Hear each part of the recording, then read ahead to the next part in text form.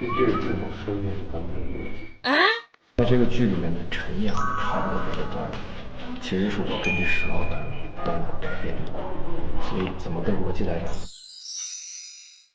是剧中扮演陈阳的石老板，成了扮演郑浩的教主段子的教主的段子是石老板写的。